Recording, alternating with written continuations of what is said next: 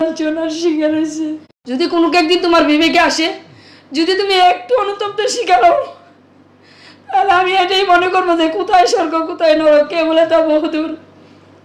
আমি এটাই পাচ্ছি। অথবা তুমি একদিন আমার একটা মেসেজ দিও, ম্যাডাম আমি বিবেককে প্রশ্ন করে এটাই পাইছি যে আমার ম্যাডাম এত লাঞ্ছনার শিকার হয়েছে। তো বাবা আসিফ, তুমি কি জানো না তোমার বাবা যে এত বড় একটা ঘটনা করছে? আমি কি তোমার একটা অক্ষর পড়াইছি না বাবা?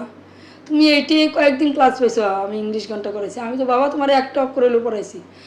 আমি যে তোমাকে একটা অক্ষর পড়াইছি, সেখানে কি আমার কোনো ব্যর্থতা ছিল? আমার কি কোনো রকম কোনো ঘাটতি ছিল? তাহলে বাবা কেন আমি এত বড় হেনস্থার শিকার হলাম? আজ তুমি উপদেষ্টা হওয়ার পরেই তো তোমার বাবা এত বড় সাহস পেল। সে কোনোদিনও এই কাজ করতে পারতো না। আজকে তুমি উপদেষ্টা হওয়ার পরে, তাহলে কি বাবা তুমি আসিফ যে তুমি উপদেষ্টা হয়েছো, এটা কি আমার জন্য আশীর্বাদ না হয়ে অভিশাপ শুরু হলো? এটা কি আমার প্রাপ্য ছিল? আরে আমার ব্যর্থতা থাকলেও, আমার কোনো কিছু থাকলো তো বাবা আমি তোমার মা, ম্যাডাম তো মা, ঠিক আছে?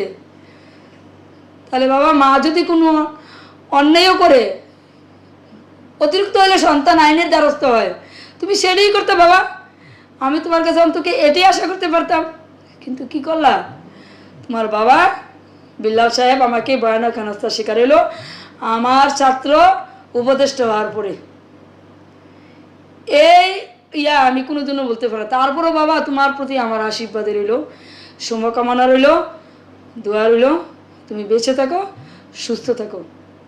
যদি কোনো একদিন মনে হয় যে তোমার ম্যাডাম নির্যাতনের শিকার হয়েছে, একটা অক্ষরও তার কাছে তুমি পড়ছো, যদি কোনো একদিন তোমার বিবেকে আসে, যদি তুমি একটু অনুতপ্তের শিকার হও, তাহলে আমি এটাই মনে করবো যে কোথায় স্বর্গ কোথায় নরক, কে বলে তা বহুদূর।